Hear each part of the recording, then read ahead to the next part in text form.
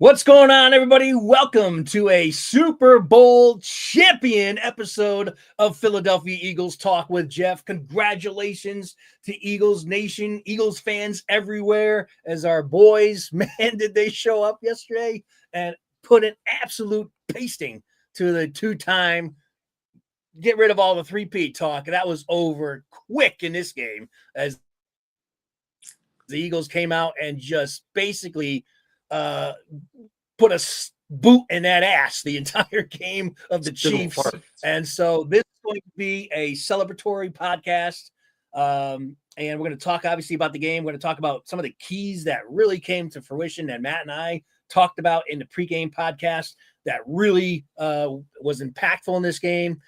But again, the whole purpose of this podcast is just celebration. We're going to celebrate another Super Bowl, the second now in 8 years? We won the last one, and our third Super Bowl appearance in the last 8 years. I mean, this team that Matt and I have blood, sweat, and tears for 40-something years, which there was a time when when we didn't know if we'd ever see the Eagles win a Super Bowl. I mean, I speak for myself. I wasn't sure it was ever going to happen. And now we've got not only now we got two Lombardis, let alone one. And we talked about. By the way, Matt, welcome. I'll let you get some things off your chest before we kind of start digging into the game. So, man, it's got to be. I mean, we kind of texted a little bit, but you were at your own kind of Super Bowl watch party. So, what are your thoughts, feelings, expressions? Well, first of all, I hate texting in the middle of a game. I know it's necessary because everyone's excited, but I can't stand it. I'm like, let me focus on the game and let's text that.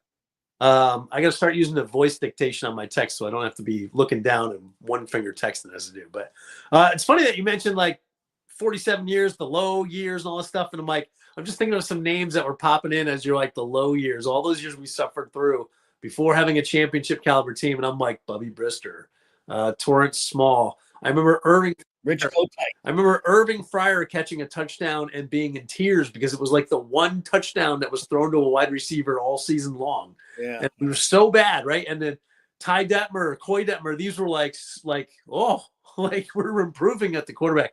It's so many years of frustration. But how cool is it? Just overall, and we'll talk about the defense, but this is the best defense since that 91-92 defense. And they're younger than that squad was. So who knows? Who knows what can happen? It's kind of funny because, the D-line strength showed up. Clearly with the 91-92 team, it was the D-line strength and linebackers and one cornerback, Eric Allen. And then, I don't know, maybe a couple scrubs. I don't think we've talked about it. Did we talk about him making the Hall of Fame yet? No, I don't think we mentioned it. So Eric Allen, Hall of Fame. We'll save that maybe for another episode. But congratulations to Eric Allen for making it a Hall of Fame finally. Sorry, Matt, go ahead. Yeah, no worries. So then, Wes Hopkins, the jersey that I've been wearing all week. Man, 48. Andre Waters. I mean, that team was just solid. And I'm like, you look around. It was so cool to see Avonte Maddox come in and make a play. Yeah, I didn't even know he was on the field. And here he comes, makes a play. Talk about it being a total team effort. Yeah. I mean, it was fun to watch. You knew the one thing we were right on was the Eagles seemed focused, right? I remember talking something about like in all the interviews we were watching, they seemed ultra focused and everybody was ultra focused on that team. So it was just, they played fun, confident football, and it was for the full 60 minutes. So that was awesome to see. Couldn't do it. The Chiefs are a good team. They're clearly not as bad as they looked. But they were off. The Eagles gave them fits. The offense was too much to handle. They did a great job against Barkley. Great job. And yet Barkley still impacts the game. 6 catches and, 25 carries, I think. So they put all their eggs in that Barkley basket, and Jalen Hurts showed up and was like, I know how to beat the blitz. First game all season that we've seen that, but we'll take it. Again, we'll get into some of the keys of the game, but I said, and I just actually went back and just listened to a preview podcast because I wanted to see like how many things we hit on. And one of the things that I said was one of my keys of the game was, Hurts struggling against the blitz. It's coming against Spagnuolo. How is Hurts going to do against the blitz? And right from the first series, when they threw the A.J. Brown, first of all, they showed aggression with Sirianni. And you also remember I said, man, Sirianni, be careful on the 4th and 2s. Just play it safe and punt it. And I think you agreed with me. I don't know, like when I listened to you agreeing with me, it was one of those kind of like hesitancy agreement. Like you almost were like, well, maybe. But anyway, I was like emphatically, listen, play it safe. Don't be stupid trying to do a 2-yard tush push. Sirianni's like throws that all to the wind. Now, I also said like 40-yard line when I was making my example during a preview episode. It was closer to 50. So I was like, but still, it's like you're going to give the Chiefs this early in the game the possibility of having the ball at the 50-yard line to start the game. I tell you what, I was breathing hard at that call. And I'm like, man, I talked to Matt on our podcast. And said, freaking Sirianni's doing it right off the bat, not even wasting any time. And what does Hurts do? Of course, Spagnuolo freaking sends the house, and Hurts throws a freaking bucket drop pass right into A.J. Brown, which, of course, then the refs have got to go, oh, pass interference. Yeah. Which I almost lost it at that point because another ticky-tack BS call right off the bat. I'm like, God, is this how it's going to go? But my point is, Hurts right off the bat showed that he could, and they had an answer for it between him and Moore and the play call and the accuracy. I was like, even though that play was called back because of a stupid, horrible call, I'm like, man, that gave me I had good vibes seeing that. I was like, man, it looks like they have an answer right off the bat for the blitz. So anyway, I know I went off on a tangent, but I had to hit on that when you mentioned that. So Brown smoked the cornerback there. Smoked him right off the line. He didn't even touch him on the line. The stupid pass interference comes because his hand just graces the face mask for a half a second. Not even a half a second. While the guy's 5 feet behind Brown. So, and we got a couple calls that came back our way, which I'm sure we'll talk about. Yeah, they gave us one back. I think it definitely was a makeup call, but just don't throw the flag on that. It's so ridiculous. Hand fighting happens on every single wide receiver pass. It was so stupid. And it was right in front of that ref, too. So I'm like, you clearly could tell that it didn't impact the play in any sort of capacity. Anyway, thankfully, it didn't impact the game much, but it could have, So, just one of the points that I hit on, and there's quite a few I'm going to point out that you made, too, as we go through the recap. But, but that just sent me – it showed me that the Eagles had an answer for the blitz and that Hurts was on because that pass was dropped perfect. Yeah, I had a feeling he'd bring his A game and put it all together because he just was laser focused, and I think he wants to be a champion so bad. I think that. Yeah. Hey, do we want to do the toast now so we can keep sipping through the rest, or you want to get the toast out of the way? Sure. Or we can have let's get the toast out of the way and we can enjoy it while we're going through the podcast. So. I don't know what your choice of spirit is, but I'm going to go because I'm out of my Macallan. I'm going with the Glenfiddich. I don't know if you can see it. The Glenfiddich 15. That's a good one. I like it. Probably half invisible to your viewership, but it's half invisible. It's good.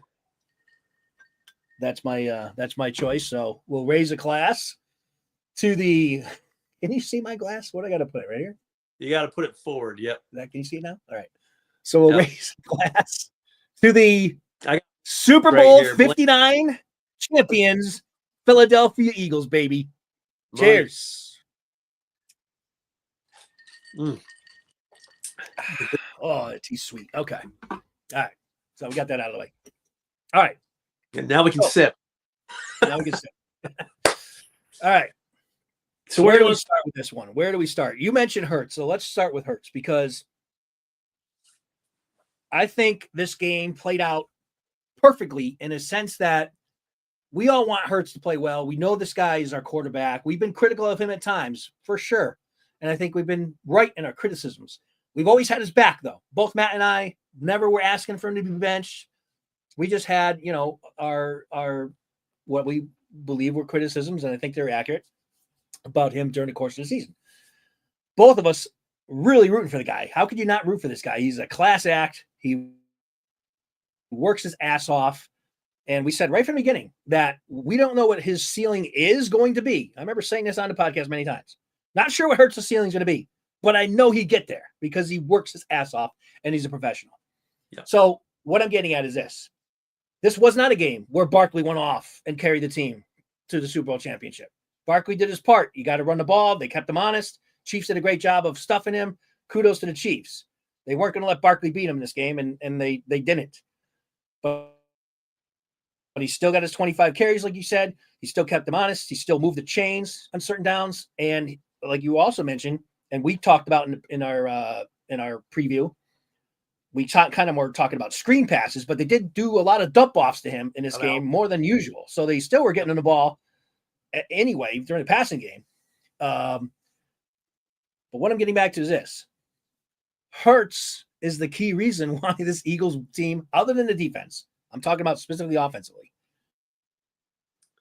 Hurts carried this offense and won the Super Bowl from an offensive perspective. Defense is getting a ton of credit. We'll talk about them. We'll have plenty of time for the defense.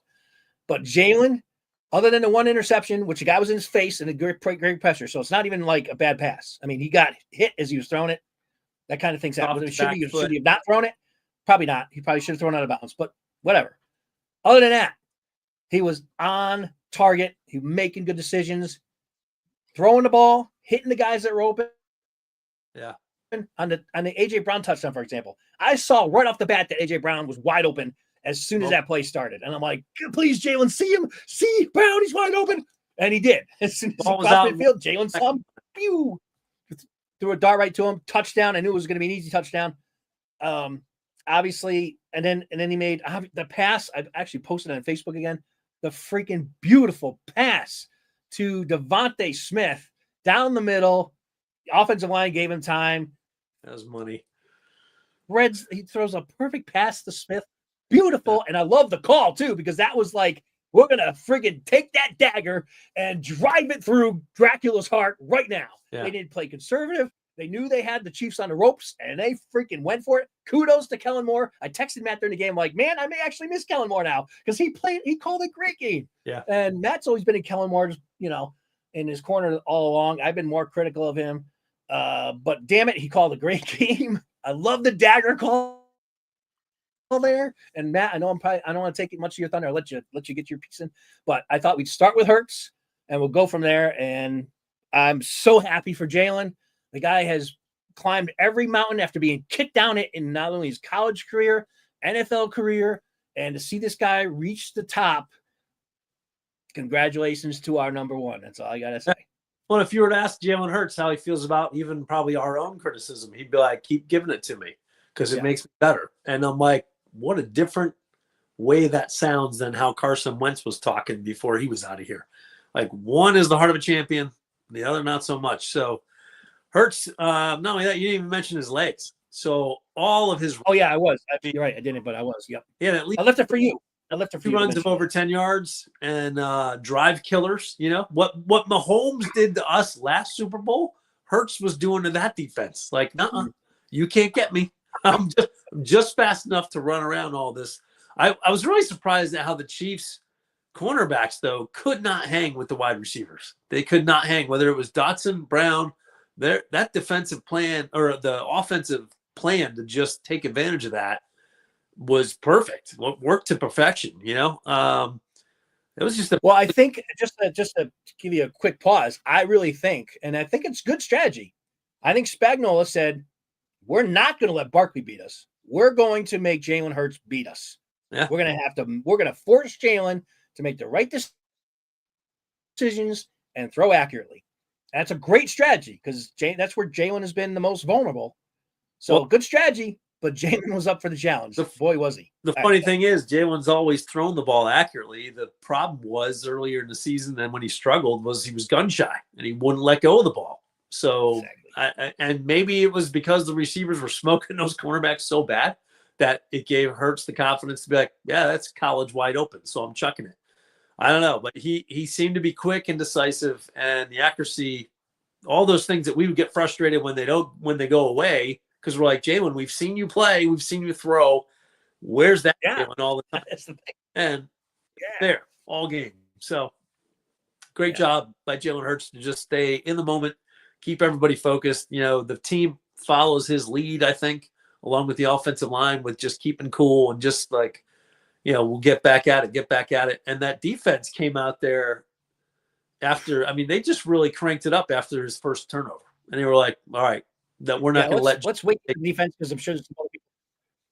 Yeah, I just think let's hold off on defense. I mean, just because we'll get to that, let's just wrap it up on the offensive side because there's more to talk about there, and then we'll capture because the defense was freaking spectacular, and there's a lot to talk about with the defense.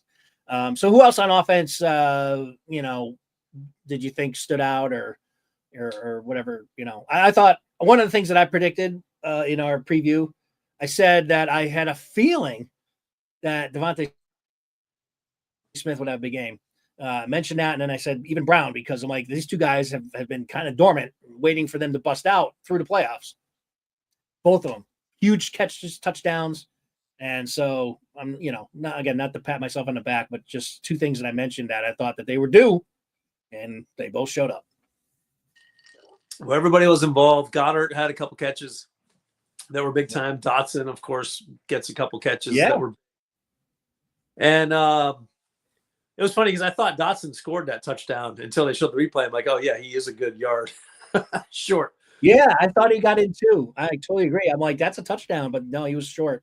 But I tell you what, and Johnny loves to throw, and Johnny Commander fan when he comes on, and I get it because he hasn't been productive. I mean, they gave up a 3rd-round pick for him. But the Eagles, what we've always said to counter John was like, the Eagles never throw to him. It's like when they do, he catches everything. It's not like he's been a failure here. When I can't remember him dropping a ball at all this whole season. Again, not that he's caught 100 balls, but he's got to be. I don't know if he dropped a single pass all year, and he seemed to get more and more usage as the playoffs went on, and he played great again in the Super Bowl. It was just very cool to see all of them. Everybody played a part, right? Not one receiver dominating.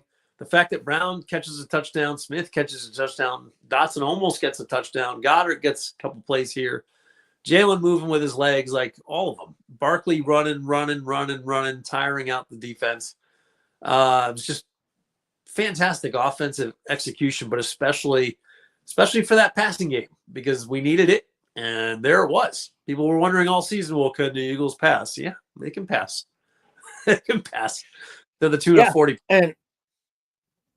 And like I was saying, I think this is a good game for Jalen to get more national props versus criticism, And again, this comes from somebody who wasn't shy to criticize Hurts, and and certainly nationally, he's always been, he's just a product of how good the Eagles are.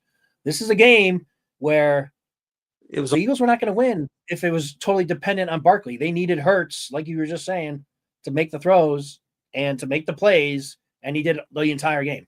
Yep. So it's great to see. I'm happy for Hurts because he's finally getting some more positive recognition. I think everyone that saw him, even though 2 years ago he outplayed Mahomes in that Super Bowl, he's on the losing, except for the huge fumble that he made. He was MVP of that game easily if the Eagles had won. But people just like to say, Hurts is just a product of Barkley. Barkley's carrying that team. It's not really Hurts. And I mean, Barkley had an amazing season, of course, and he's a huge part of the Eagles' success. But Jalen played great. It's fair to say the Eagles rode Barkley all season long on the success of that running game and the offensive line, but the Chiefs had a good plan for it. And so on this one, Hurts put the team on his back and said, all right, this is how we have to win this one. So, and he's got the mentality to do it, He did.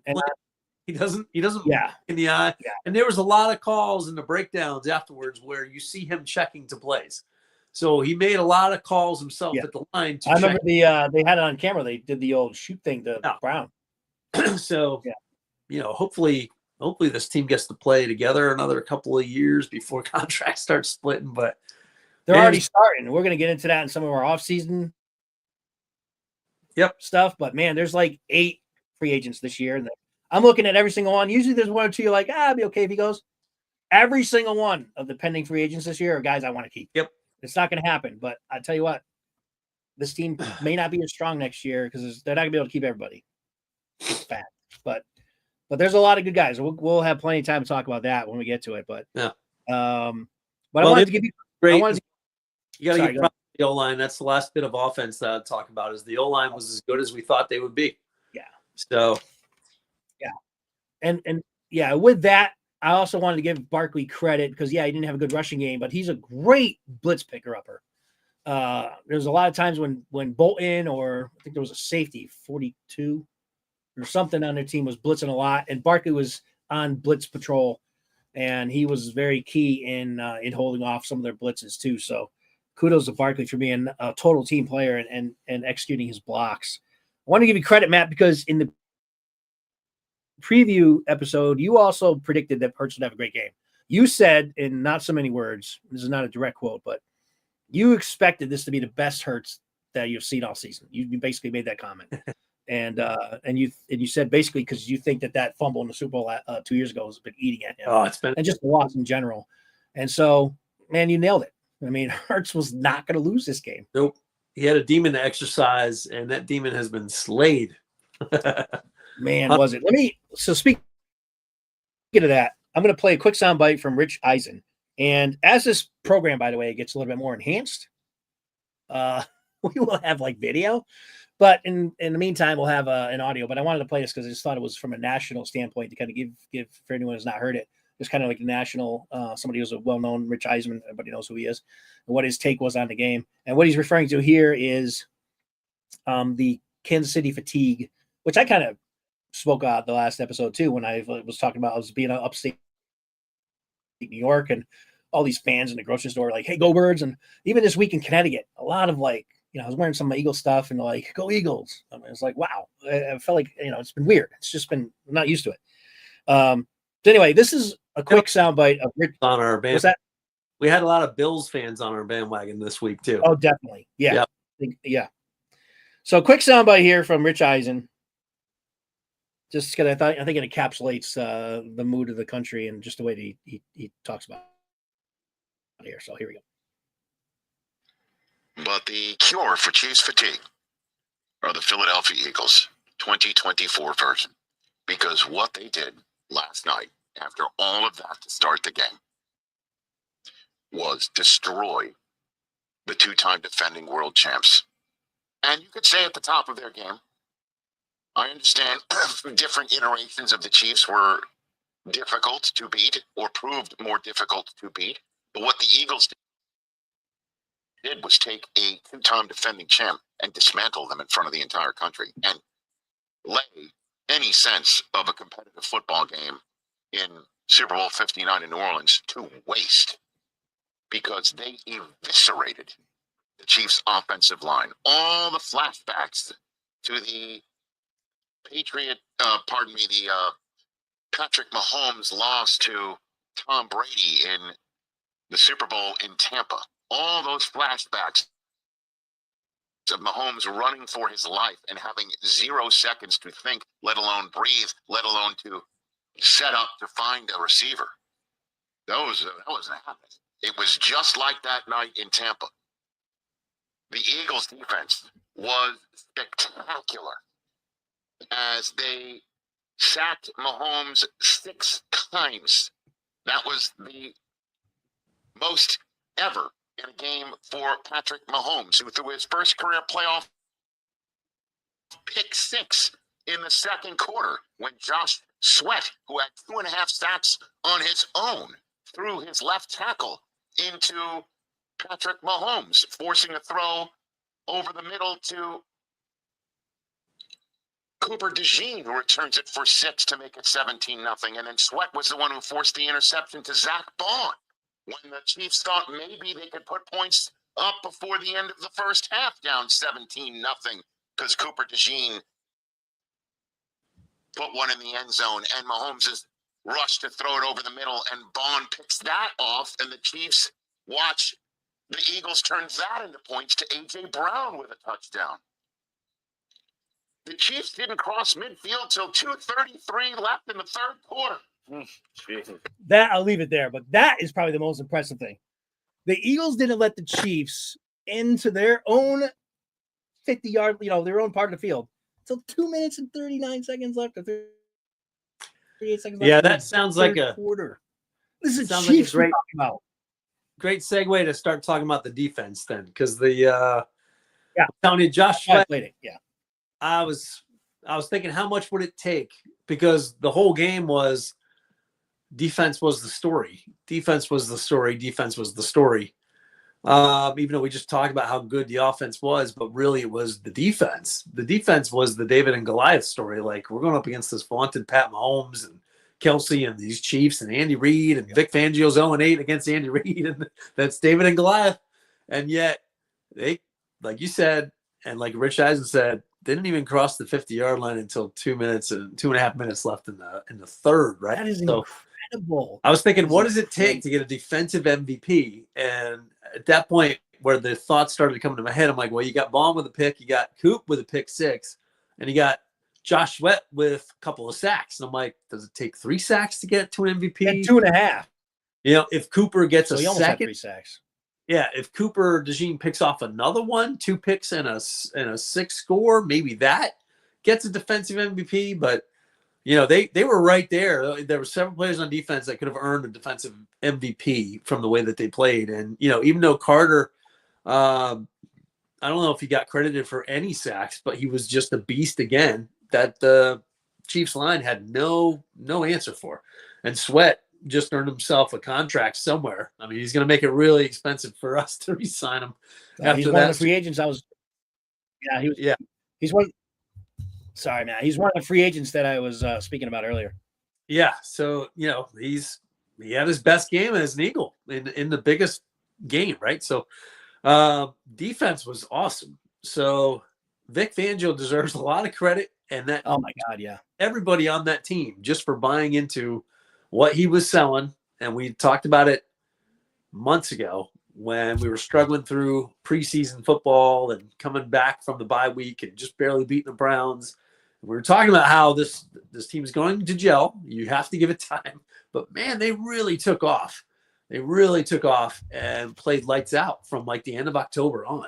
So how many consecutive months of football was, you know, ending up first in the league with overall defense and, you know, first or second in most categories, most measurable statistics there. So, and it all comes down to these rookies that are playing lights out. Quentin Mitchell and Cooper DeJean. Those two guys had such a huge nailed both of those picks. Holy cow. Yep. So kudos to the entire defense. Before we even start talking about individual players, just the whole defense, I thought was like my MVP of the game. You couldn't have asked for a better. Defense. Yeah.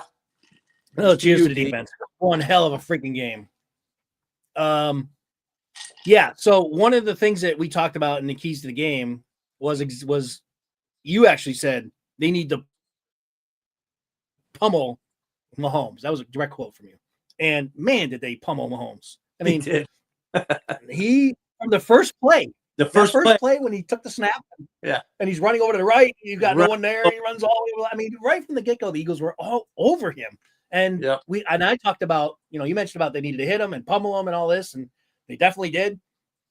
And you know, I talked about how good he is in the pocket, and you got to be very careful in containment because he's very good at navigating it through. They were disciplined. It's like the Eagles. I mean, I'm sure it was Fangio. I'm not going to take credit for it, but it's like I was right in their ear because he had nowhere to go. He did try to navigate and try to squeeze through. There was nowhere for him to go. They did like the whole pack. How many times did the pocket collapse on him when he tried to do that? It was amazing. And then when he ran on the outside, there was nowhere to go either. No angles to go. The Eagles were all over him. He had nowhere to go. It was awesome. Yeah, we mentioned we have enough defensive speed on that line to not let him get those yards that he was eking out last time. And you saw that play itself out right in front of us. I mentioned how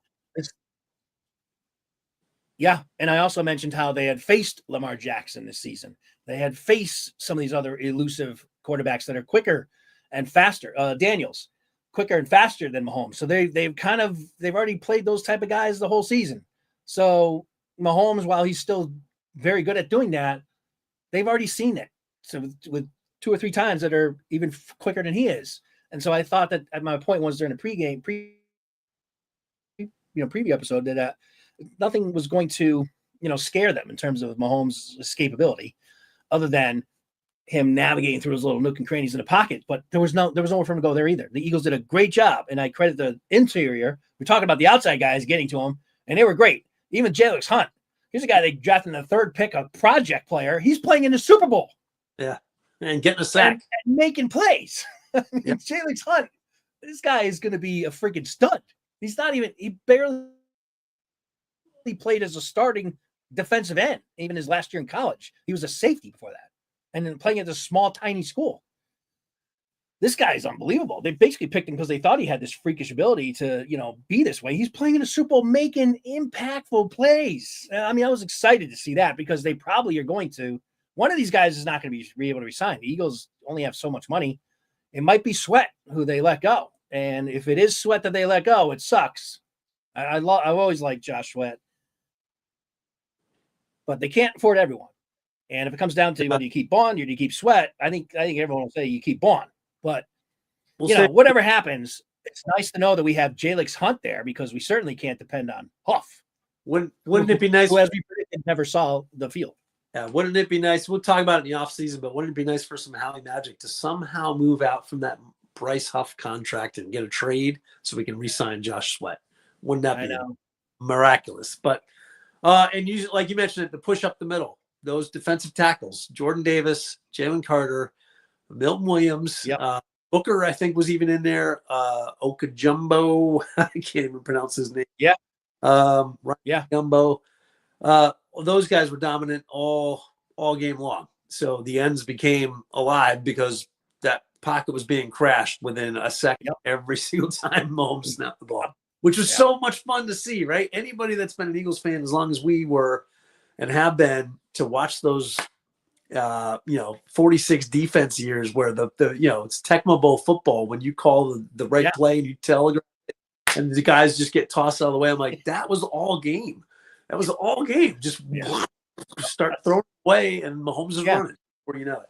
And Mahomes was doing his greatest. I mean, there's sometimes I'm like, my God, I still can't believe he got away from some of this stuff because the Eagles were like, it almost felt like the Eagles had like 20 defensive players on the field.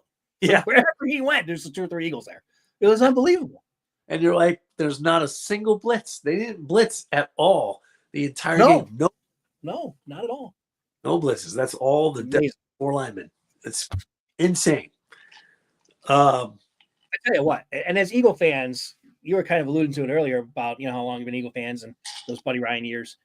As great as we love watching offense, I don't know if anything gets Eagle fans more excited than just dominant freaking defense. 100%. We love that. Love it. 100%. The best thing about Cooper's interception was defense comes right back out on the field. Like, let's go. I'm like, we're feeling it. When's the next turnover? It's going to come. So. We just, I talked about the key. You mentioned they didn't blitz, and that's what I said. I said the key to the game was if the Eagles are able to get pressure with their 4 guys, be able to keep everybody back so they're not as vulnerable in the middle. I said, if they're able to do that, I remember saying this, if they're able to do that, so this would be a long day from Mahomes. And man, was it a long day from Mahomes because they did that. They didn't have to blitz. Those 4 guys were unbelievable. And the rotation, when I say 4 guys, there was more than 4 guys, but you know what I mean? Yep. The front 4, whoever was in there. I mean, Jordan Davis had a sack when he was in there. You talked about Milton Williams. Milton Williams was a beast as usual. When they're double teaming Carter, Williams just is like, thank you. I'll be glad to, smoke the guy in front of me if you want to double Carter. And then Josh Sweat, huge game. Probably would have been MVP. Probably was the runner-up, I'm sure, because he was just awesome. The 2 interceptions were because of him directly. He pushed his guy right into Mahomes when he threw the first pick. Or the second, one of the picks. I can't remember which one it was. But, he was totally thrown off because his freaking offensive line was shoved into him. Yep. Just Sweat was amazing. Brandon Graham, when he was in there, he was even there was one play where the guy had to tackle Graham. They didn't throw a flag, but I'm like, he was about to get to the quarterback too, and the guy just yanked him down to the ground. Yeah. So he was, and he just knew he would give that defense a lift just with him being in there. The guy that was quiet and not when I mean quiet, he was still getting pressure. And the guy's relentless. And that is Smith. The other Smith. Not Devontae, but the guy in defense, Nolan Smith. Nolan Smith is an all-effort guy. I mean, they actually did a pretty good job nullifying him, but I tell you what, he never gives up. That guy, relentless. Even if he's blocked well, he is trying to hunt and chase down the quarterback until the play's over. I mean, he's all effort. You gotta love what you've seen from him this year. And I mean, we can't talk enough about this defense. Really can't. It was an amazing performance. Yeah. So kudos to the D. The same thing. Like offense, great game plan. Defense, great game plan. Everyone rose to the occasion, executed. They all were coming off being sick for the week. So maybe they had a little extra jolt in their system of like, how you feel when you get over the bug. It's like, oh, I feel like I can conquer the world. They had a little bit of that probably going on because you couldn't tell that any of them were sick. Just fantastic. And we already mentioned, even the bench players coming in and making a play. Avonte Maddox closing the door by knocking away that last pass that really was. I was happy for him, yeah. Because he was the guy who took a back seat once Cooper came back. Yep. He was relegated to the bench, understandably so. Cooper's a much better player, but came in and made a big play. Cooper, I think, went out because he had to get a slight injury or something, left the game for a play or two, and he came in and made a huge, like, I had to do a double check, like, who the yeah. Oh my God, it's Maddox. Like, I was like, it's Avonte Maddox. Hey, great play. Yeah. No, I was happy. Listen, Avante's been a really good player for us. He's just been injury prone. He's had a lot of bad injuries in his career. Yeah. But I tell you what, he's been a good Eagle. And it's good to see him get a play in there. It really was. I mean, everything kind of came together. I mean, even we're just talking about it. Avonte Maddox came in and made a big fourth down play. I think it was fourth down. Yeah, fourth down. It was a fourth down, batted down pass. Yep. Yeah. Kill drive.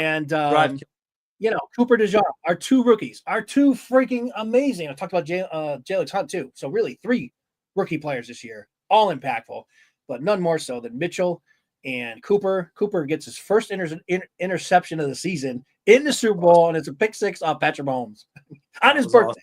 Awesome. On his birthday. That was so cool. So cool. So cool to see. And Mitchell gets beat for a touchdown. But again, he's only given up 2 touchdowns all season, and both of them he was right there. And the receiver, hey, they're getting paid too. He made a great catch. I mean, that's Hopkins. He's a great wide receiver. It's been a great wide receiver. Sometimes they're going to win the battle, but he's right there. The thing is, he doesn't get beat. The only time he's been beat all year was on the McLaren play in the second Washington game, regular season. He's got the memory of a goal too, so he forgets it, moves on, and plays dominant. So yeah. Just a total team effort. I love how physical this defense is too. I think that's the underrated part of it. They are hitting, like, it was late in that game before they pulled the starters. The Eagles were up by like 40-6 or something like that, and they were still popping whoever caught that ball over to like a 5-yard middle pass. They were hitting. Yeah. And I'm like, man, this team was just, I said it in the preview. I'm like, I just couldn't envision, and I wasn't cocky because I have a lot of respect for Mahomes and Reed and that team. But I said I could not envision the Eagles losing this game. I couldn't see them walking off the field.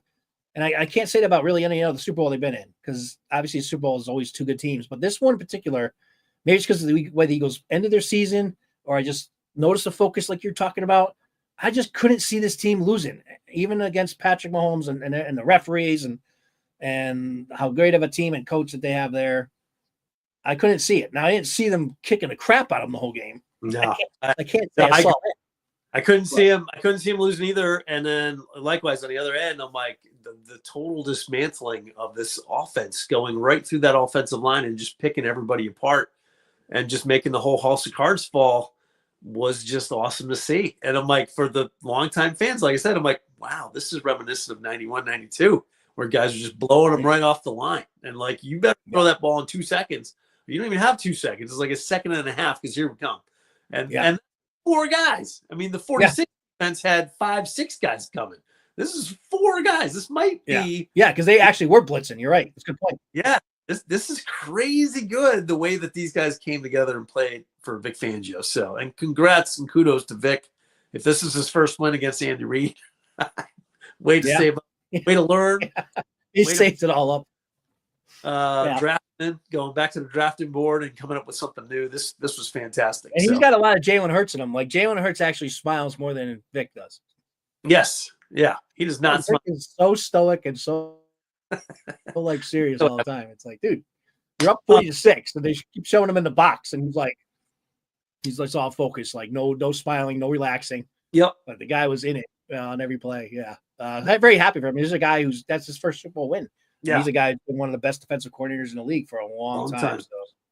And he totally upended this defense, because other than the 2 rookies, and Mitchell and Cooper, who are obviously big additions, but it's the same defense as far as the players. And he turned, Bond too. Can't forget Bond.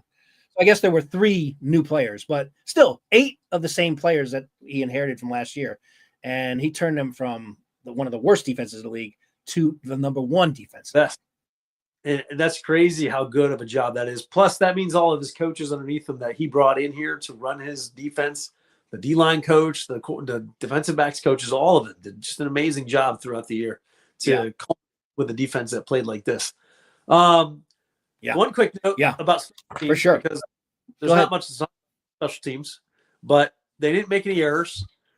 I was right in that every kicker kicked the field goals and the extra points. Nobody missed it or doinked it. I had a feeling that they were finally going to kick well, but the dome helps with that, I suppose. But Jake, Elliott kicked all the points and he was spot on.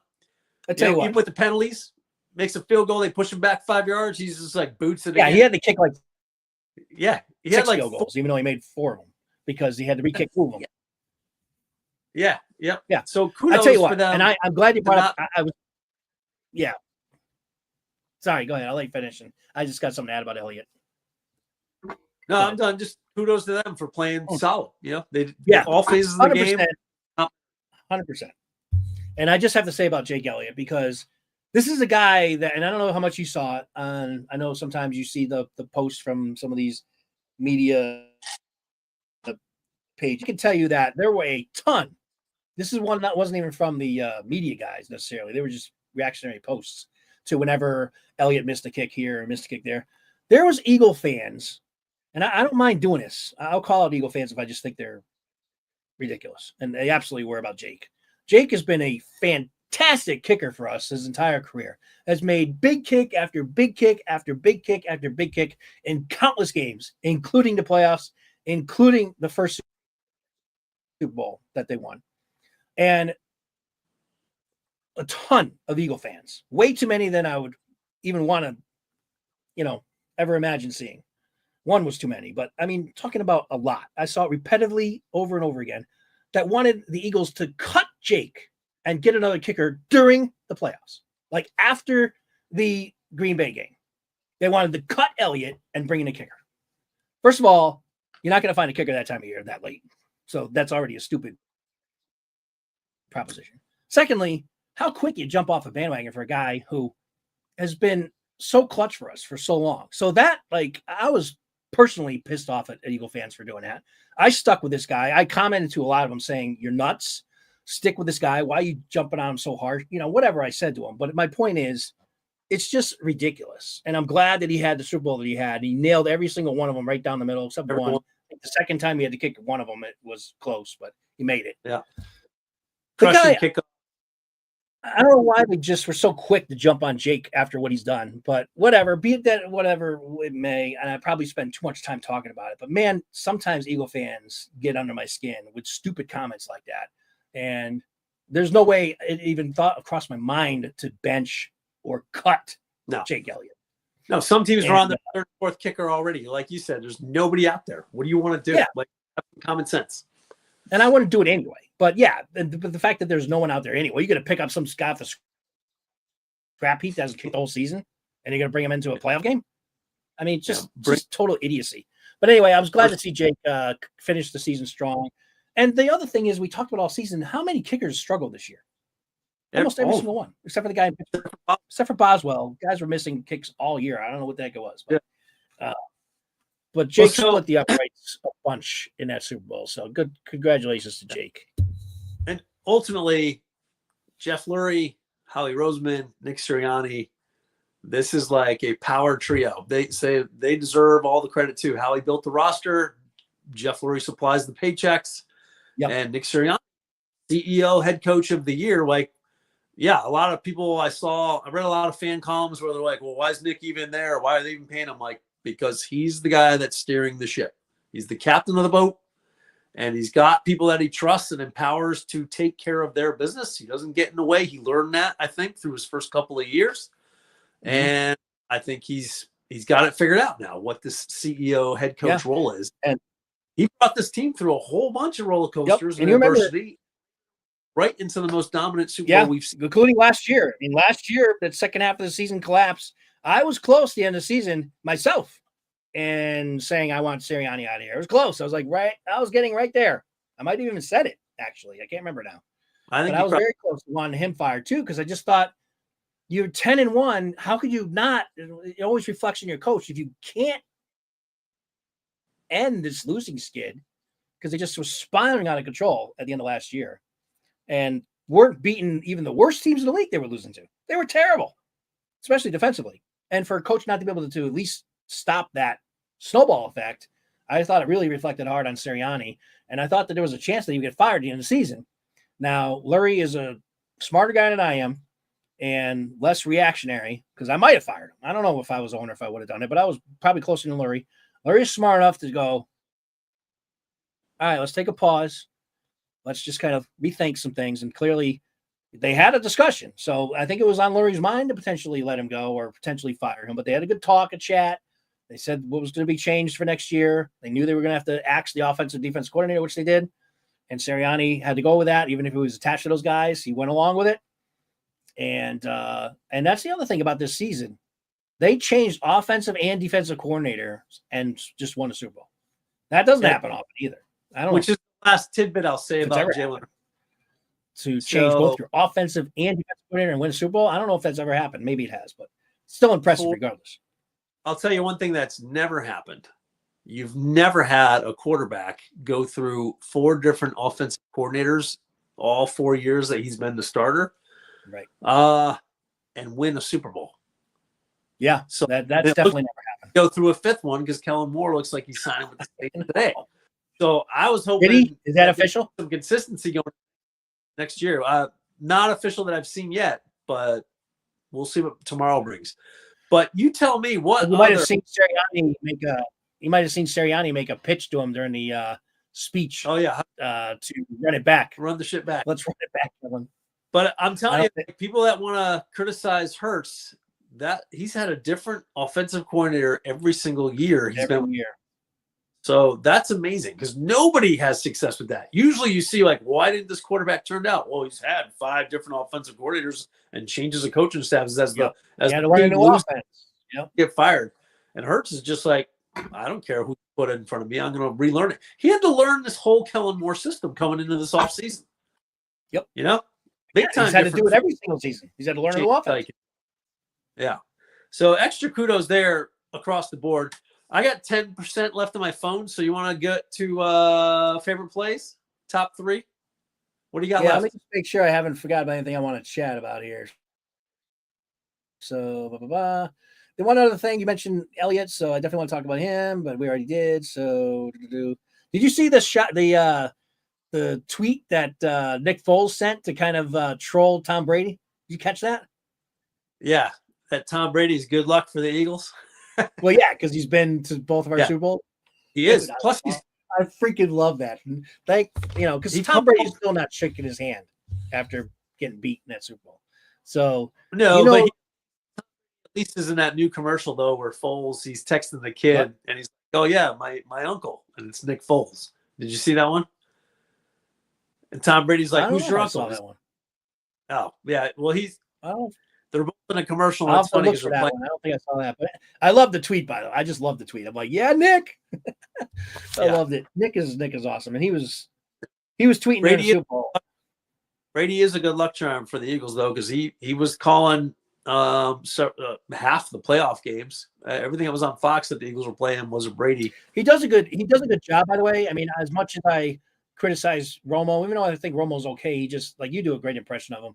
Those are the type of things that bother you with Romo. Otherwise, he's not terrible, but he gets annoying, I guess. Brady, I think, does a pretty good job. I can't stand Romo. I cannot stand Romo. I know you can't. I know. I start off, I want to play and I fade away. You don't know, Jim. I don't know. I don't know, Jim. Yeah.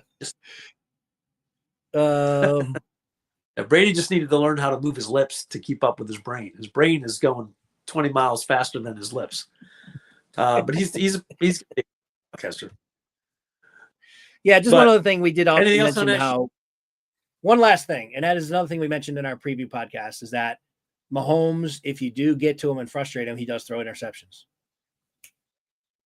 Bingo, bango. He threw two of them in our game because he was under duress. Now, I'm going to ask you a question before you get into your where you want to go to next. Do you remember saying, do you remember your 22-22 proposition during the preview show? Yeah. Because I'll remind you of it if you don't. 22 carries. Yeah, 22 carries for Barkley and 22 completions for Hurts. So I was off on the 22 for the completions part, but he had 22 passes, right? Correct. Like he actually threw 22 exact passes attempts. So you're right there, just off on the completions. And Barkley had 25 runs versus 22.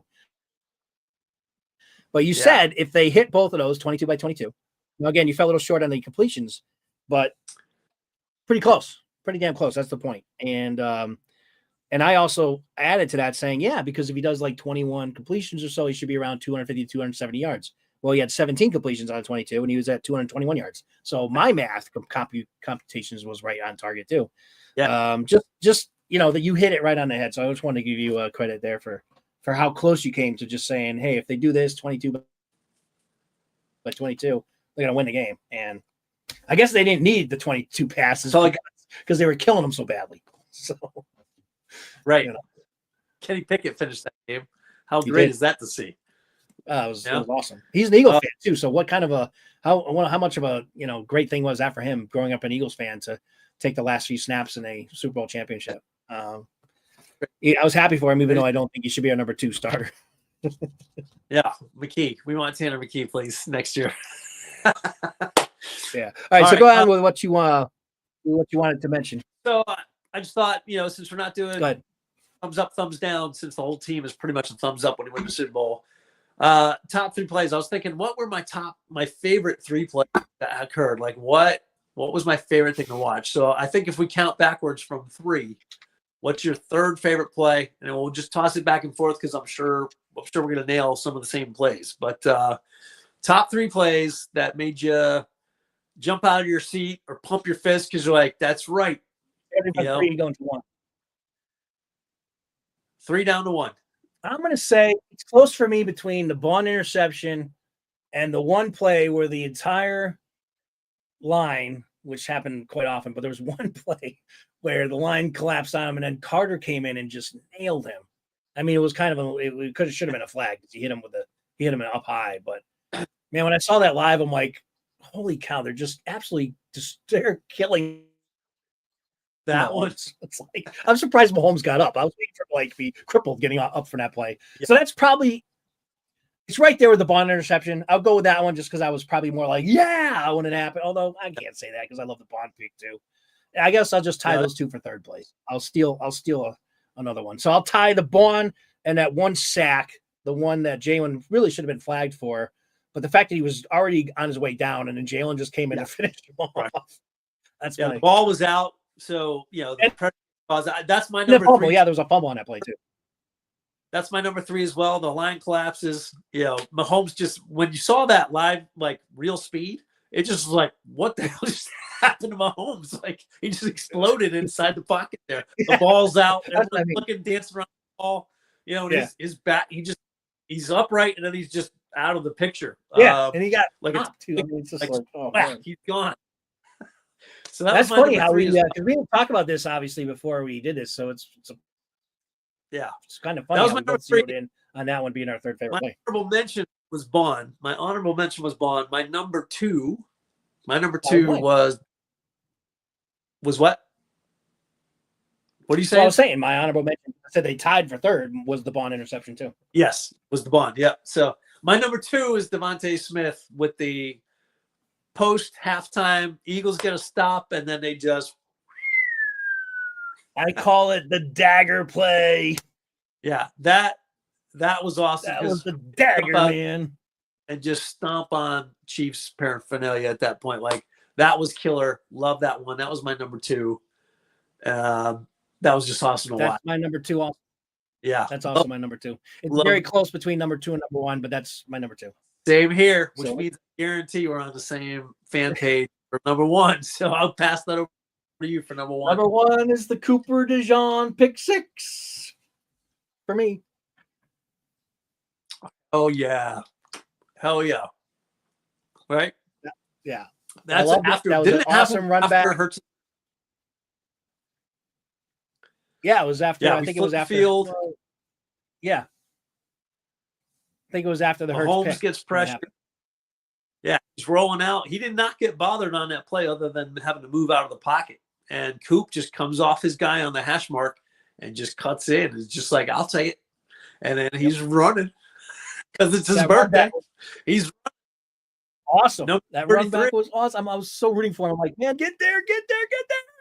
That's when his return skills came into play there on that return, because that wasn't an easy return. There was a lot of Chiefs that had a chance to get And it. he had to go 38 yards, So it's like, Yeah. Get the ball. Yeah. Sure. Yep. So what a story for Cooper to cap off an amazing rookie season on his birthday, first pick of the season in the Super Bowl, and he takes it to the house. Happy for the guy, man. I love Cooper DeJean, man. He's quickly become one of my favorite players. He's awesome. He's awesome. Love that. And one of the things I mentioned, and he didn't do the whole game. Yeah, right. And the other thing is, and I mentioned it, but he wasn't on him. He wasn't like, it's weird because after I mentioned it to you, I remember texting you about it. I didn't see him on him much after that. But at the beginning of the game, Cooper was playing Kelsey. And then he kind of peeled off and Bond took over after that. Or they were kind of swipping. I don't even know if every single play. I just noticed there's a few plays that Cooper was definitely covering Kelsey. And I mentioned that also in the preview. I said, hey, what do you think about, them putting Cooper on Kelsey?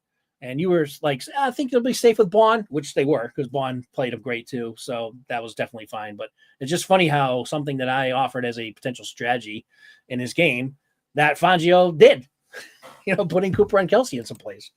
But yeah, between him and Bond, shut his ass down. Yeah. Excellent play from those linebackers.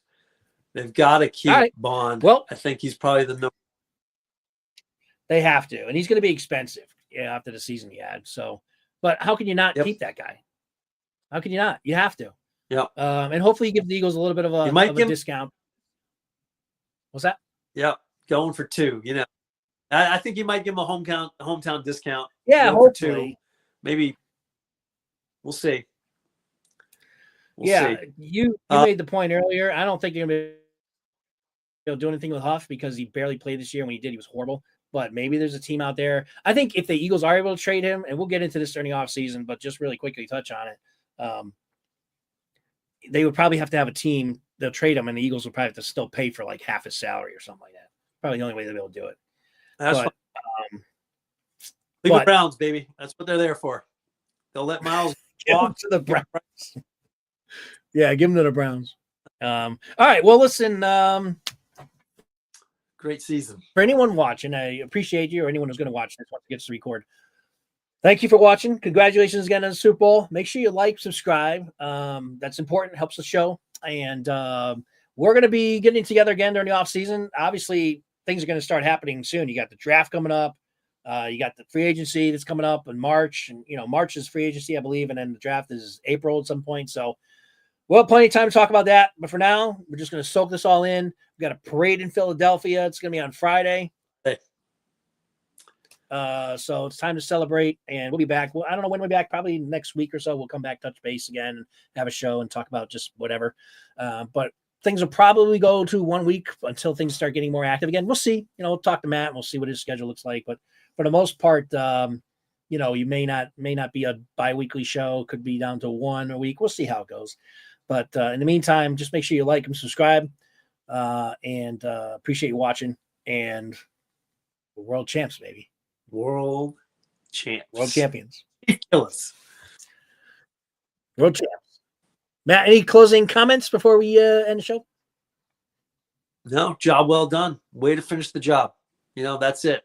I think next time we have a podcast, I'll have some decor maybe as we get into the off season. I have a little time to put together a little bit of a podcast room. I'm excited about that. I'll get a lot of Super Bowl champ stuff in the background here. So yeah, we got to get some more merchandise. Which is good timing for you because I still owe you a Christmas present. So you're now going to get some new Super Bowl swag. So I haven't forgot about that. Yeah, great job. We both got to get new upgrades. for the Eagles fans out there, way to stick it out in a long season and wait till this team turned around. And then it was on, all in, we're going to win all the way to the final whistle. So love the fact that they kept the pedal to the metal, and maybe we back-to-back it. Who knows? Tell you what, the way that they won with authority and dominant fashion, who the heck doesn't think the Eagles will be back again next year? I mean, all depends on how the offseason goes, and health always plays into it. But damn, this team just stomped the hell out of the two-time champions. I mean, that was as impressive a Super Bowl as you're ever going to see.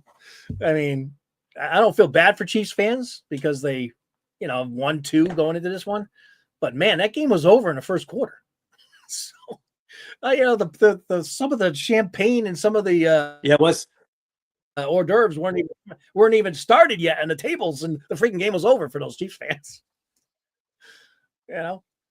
Yeah, here's a challenge for Eagles fans. For leave a comment in the box below about when the last Super Bowl was, because I haven't seen one in a while, and that it's got to be going back at least a decade or so. So find out what it is. Leave it in the comment box. Yeah.